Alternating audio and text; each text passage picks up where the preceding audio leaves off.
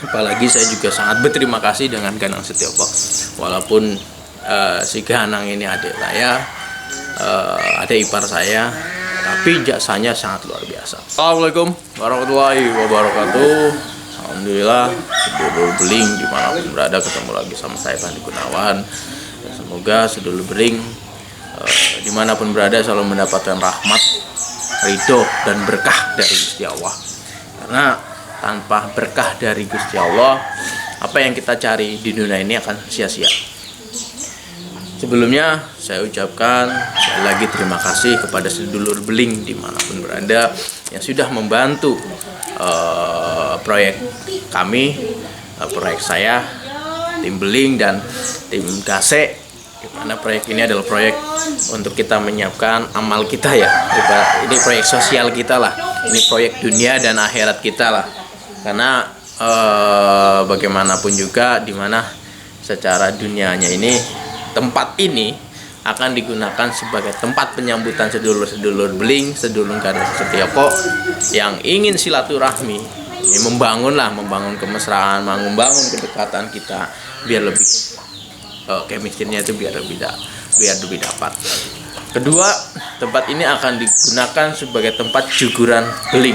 Juguran beling itu adalah tempat kegiatan yang kegiatan keagamaan yang sudah kita lakukan, sudah saya lakukan bersama para sedulur-sedulur beling, yaitu setiap malam Selasa, yaitu rutinan nanti insya Allah kita akan di sini. Itu secara duniawi. Dan ketiga, tempat ini akan menjadi tempat pengobatan.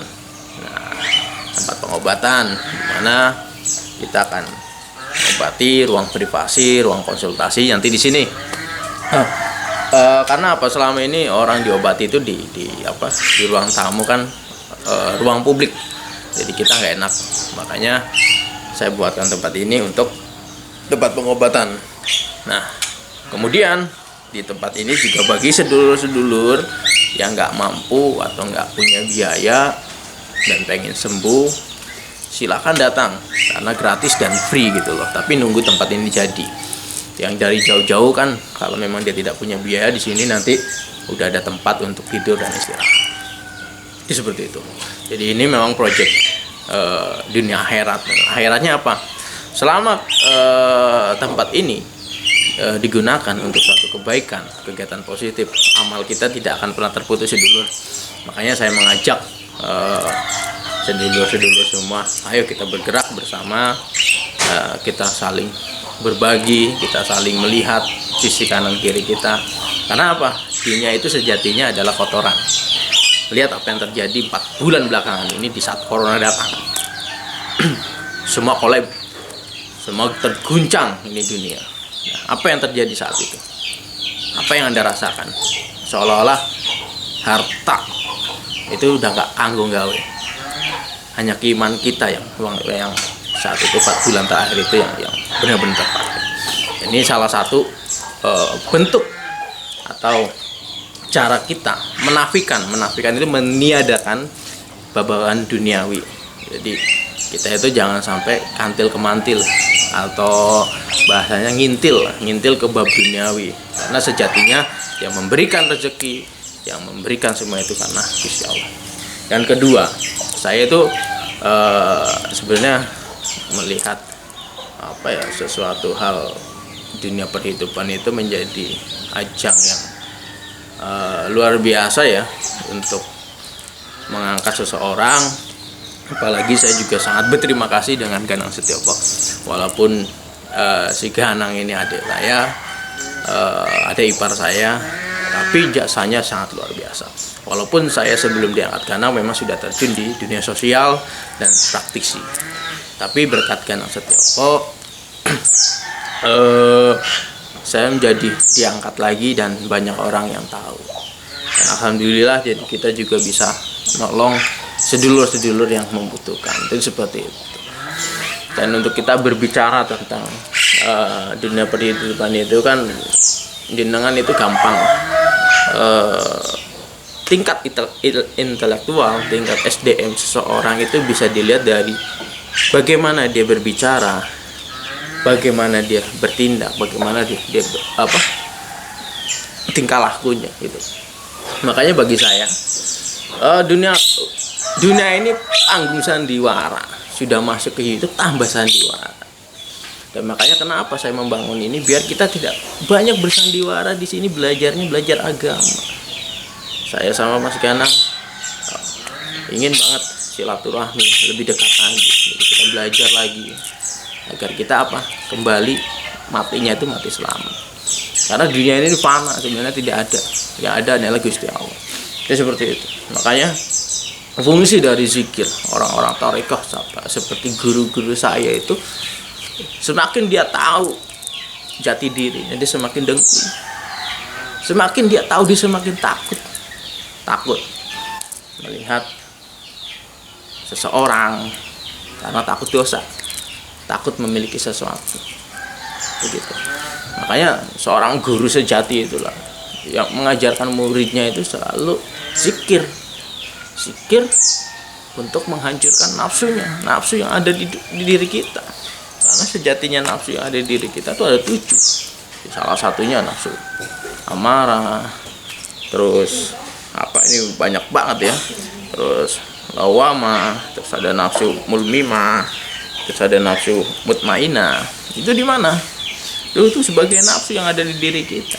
Dan caranya untuk melawan nafsu itu dengan zikir, untuk menghancurkan. Jadi saya punya cerita, seorang guru saya itu tamunya banyak sekali.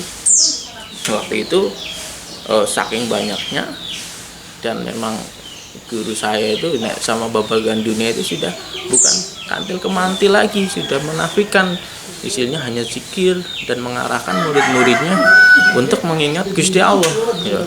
Waktu itu sang guru saya itu hobinya itu tani lah biasa. Jadi seorang itu semakin berisi semakin tidak ketahuan. Hanya orang-orang yang tertentu yang bisa mengetahui bahwa ini orang benar-benar berisi. Karena apa? Zaman sekarang bisa kok gampang. Orang tinggal pakai jubah, tinggal pakai songkok, tinggal pakai aksesoris yang lain, udah dipanggil mbah, udah dipanggil ini dan itu. Tapi secara keilmuan kosong. Gitu loh. Karena apa? Orang yang semakin isi apalagi agama. Saya nggak mau. Saya pertama terjun ke sini, saya udah diomelin sama guru saya. Karena ketakutan beliau adalah satu hal, saya akan hidup dari agama, bukan menghidupkan agama. Ingat ya, itu ketakutan seorang guru saya. Saya selalu diingatkan seperti itu. Saya takut, guru saya itu takut, dan beberapa guru saya itu takut. Saya itu hidup dari agama, bukan menghidupkan agama. Ini beda ya. Kalau kita hidup dari agama, kita itu menjual agama kita untuk diri kita. Nah, itu perlu digarisbawahi. Tapi bila kita menghidupkan agama, kita selalu membuat kegiatan-kegiatan seperti majelis. Ya tentunya bukan hanya nama tok. Ada kegiatannya, jelas kegiatannya, ada yang ikutnya, dan bisa dipertanggungjawabkan. Gitu loh. Itu makanya di saat saya sudah angkat saya itu udah nggak eman-eman. Saya membangun ini untuk kegiatan nanti ke depan ke agama. Udah seperti itu.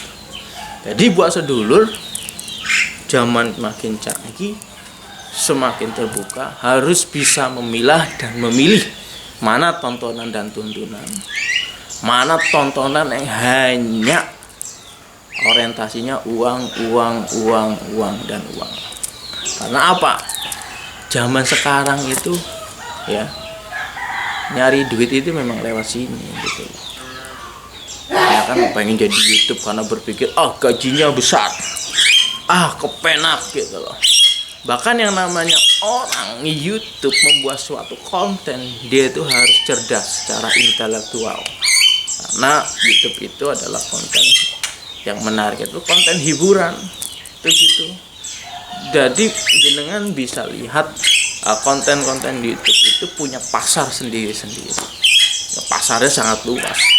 Nah, makanya kenapa orang yang kreatif, orang yang bisa membaca suasana, dia akan bertahan karena fleksibel begitu kan.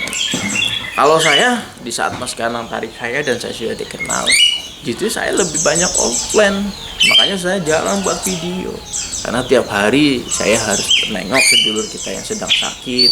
Saya harus pergi ke sana, ke sana. Itu alhamdulillah. Nah, kembali lagi kepada sang guru ya. Itu guru saya. Waktu itu guru saya sedang macul di sebuah ladang. Waktu itu agak gerimis ya. Habis gerimis, habis hujan. Udah di jalanan itu kan penuh dengan kubangan air. Nah, waktu itu ada tamu pelat daerah yang ingin silaturahmi ke guru saya. Nah, apa yang terjadi? Si tamu ini memang entah itu karakternya atau memang wataknya sangat sombong. Dia berhenti, dia tanya karena nggak tahu, baru pertama ke tempat sang guru saya. Dia tanya, nah dilalah dia berhenti di pinggir sawah kepada bertanya kepada guru saya yang sedang nyangkul gitu loh. Apa yang terjadi sedulur? Si tamu ini justru di saat dia sudah tanya, oh rumahnya di atas.